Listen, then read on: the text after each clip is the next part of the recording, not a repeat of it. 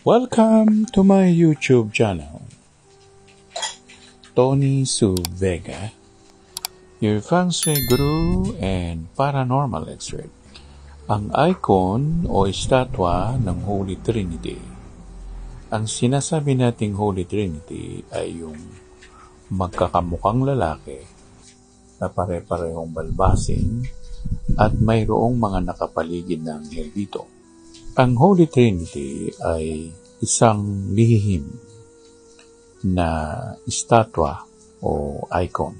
Ang katotohanan niyan, yung Holy Trinity niyan, yan yung tinatawag na Aram, Akdam, Aksadam. At ang inupuan nilang bato doon ay tinatawag na Ara. Sa daigdig ng kalihiman, kapag naglagay ka ng icon o estatwa ng Holy Trinity na Aram, Akdam, Aksadam,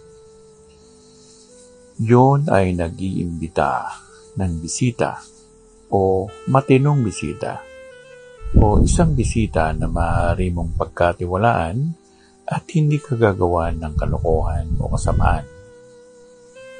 Pwede rin ang nasabing estatwa o icon ay nagsesensor nang ibig sabihin ang papasok sa bahay ninyo ay mga taong hindi gagawa sa inyo ng kalokohan o mga tao na hindi kayo gagawaan ng mali.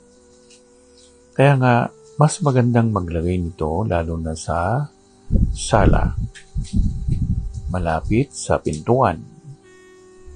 Pwede ring maglagay nito sa kanluranan kasi ang kanluran ay nagre-representa ng pamilya. So kung gayon, pag naglagay ka nito sa iyong sala, iniimbita mo ang mga tao, lalo na ang mag-anakan, na dumalaw o pumunta sa bahay mo.